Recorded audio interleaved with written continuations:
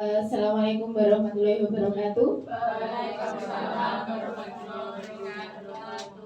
Salam, namo budaya, Om Santi, salam kebajikan.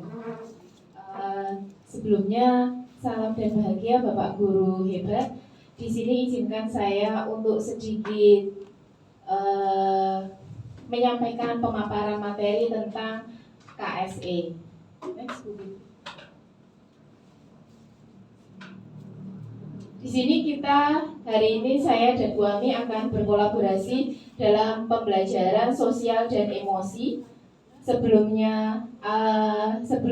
dari kita masuk ke materinya, mungkin dari Bapak dan Ibu Guru semuanya ada yang sudah mengenal terlebih dahulu sosial dan emosi itu seperti apa sih? Belum. Next, Bu Putri. Komitmen kita atau kesepakatan kelas kita hari ini yang pertama hadir seutuhnya dalam acara, kemudian hargai waktu. Next. Setuju nggih Bapak Ibu? Setuju. Di sini saya nanti akan memaparkan beberapa konsep di modul 2.3. Di sini kami mempelajari pembelajaran sosial dan emosi. Nanti saya jelaskan definisi dan tujuan. Kemudian yang kedua adalah 5 kompetensi sosial emosi. Ada kesadaran diri, manajemen diri, kesadaran sosial, keterampilan berelasi, dan pengambilan keputusan yang bertanggung jawab.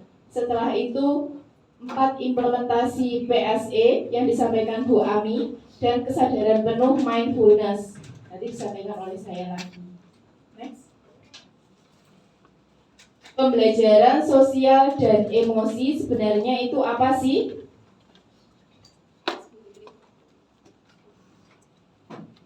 Di sini pengertiannya adalah pembelajaran yang dilakukan secara kolaboratif oleh seluruh komunitas di sekolah yang memungkinkan anak dan orang dewasa di sekolah memperoleh dan menerapkan pengetahuan, keterampilan, dan sikap positif mengenai aspek sosial dan emosi. Di sini saya menggambarkan peserta didik itu kalau di biologi hampir sama seperti sel.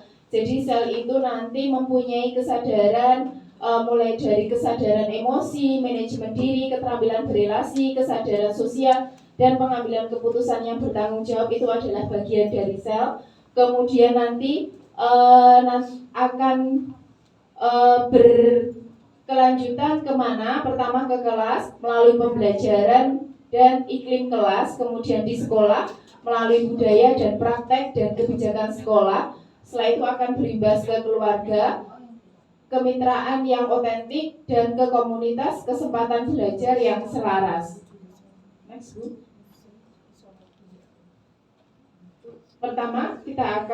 Yang kedua kita akan membahas tentang tujuan dari pendidikan sosial dan emosi. Yang pertama memberikan pemahaman tentang kesadaran diri, kedua manajemen diri, ketiga kesadaran sosial, dan yang keempat keterampilan berelasi, yang kelima pengambilan keputusan yang bertanggung jawab. Kemudian bagian yang B, 5 kompetensi sosial emosi menurut Kasel. Ini tadi yang saya sampaikan tadi, ada kesadaran sosial, keterampilan berelasi, kemudian membuat keputusan yang bertanggung jawab, kesadaran diri, dan manajemen diri. Untuk kesadaran diri ini adalah kemampuan untuk memahami perasaan, emosi, dan nilai-nilai diri sendiri dan bagaimana pengaruhnya pada perilaku diri dalam berbagai situasi dan konteks kehidupan. Yang manajemen diri kemampuan untuk mengelola emosi, untuk mencapai tujuan dan aspirasi. Kesadaran sosial adalah kemampuan untuk memahami sudut pandang dan dapat berempati dengan latar belakang budaya dan konteks-konteks yang berbeda. Yang keempat, keterampilan berelasi adalah kemampuan untuk membangun dan mempertahankan hubungan yang sehat dan suportif.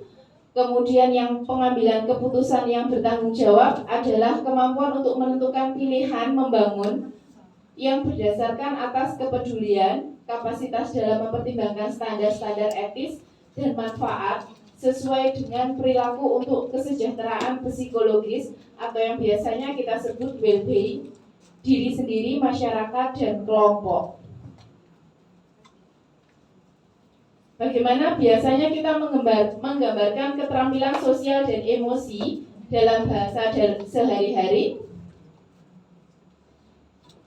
Kesadaran diri yang pertama, biasanya kita mampu mengenal diri, memahami emosi diri sendiri, tahu prinsip hidupnya, memahami tubuh sendiri, dan mengenal kebiasaan baik dan buruk. Yang kedua, tentang KSE kedua yang manajemen diri, pandai mengelola emosi, kelola pikiran, perilaku, dan bisa menahan stres dan selalu optimis. Yang ketiga adalah KSE kesadaran sosial, mampu berempati dengan teman yang lain atau warga lain, paham perasaan orang lain, toleransi sesama manusia dan umat beragama, peka dan pengertian. Keterampilan berelasi ini pandai bergaul, one mate dengan perbedaan, percaya, supel, halus, tutur kata, sopan dan ramah. Yang terakhir adalah pengambilan keputusan yang bertanggung jawab. Dia mampu untuk penuh pertimbangan dalam mengambil keputusan, peduli dengan sesama, tidak egois, bertanggung jawab, dan tenggang rasa. Kemudian yang terakhir ini adalah mindfulness atau kesadaran penuh.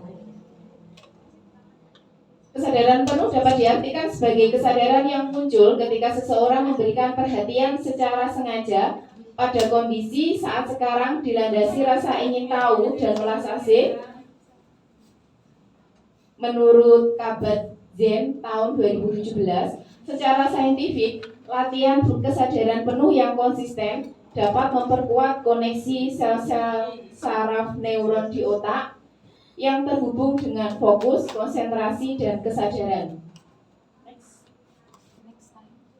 Mindfulness atau kesadaran penuh dapat dilatih dan ditumbuhkan melalui berbagai kegiatan sehari-hari maupun pembelajaran yang dilakukan secara mindful atau ada koneksi antara tubuh, indera, perasaan, dan pikiran serta lingkungan. Ini contoh-contoh latihan mindfulness. Biasanya contoh-contoh latihan ini bisa kita aplikasikan saat di kelas. Biasanya kalau saya mulai mengaplikasikan itu di tengah jam siang, jam-jam ngantuk. Seperti kalau saya kemarin karena masih baru dapatnya tentang teknik mengelola emosi melalui stop. Jadi saya masih menggunakan yang stop. Saya belum menggunakan yang menulis jurnal atau mendengarkan musik atau bermain musik, berjalan-jalan dengan sadar, peregangan otot, teknik scanning, kemudian lingkapan rasa terima terhadap 3 hal, kemudian fokus pada 3 hal yang saat ini Anda kerjakan.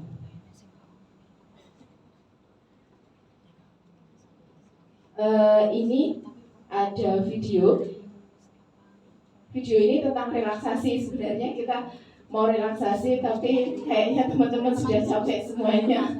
Ini videonya tentang relaksasi. Jadi intinya ketika pembelajaran itu sudah mulai tidak kondusif, kita bisa melakukan refresh biasanya dengan stop ini maupun dengan apa biasanya kita kuis itu loh.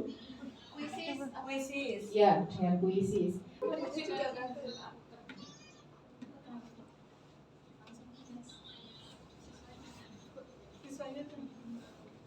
Nah ini setelah mendengarkan video tadi, biasanya kita melakukan evaluasi apa yang saya rasakan sebelum dan selama dan setelah latihan. Seperti itu. Terima kasih untuk waktunya. Saya akhiri. Wassalamualaikum warahmatullahi wabarakatuh.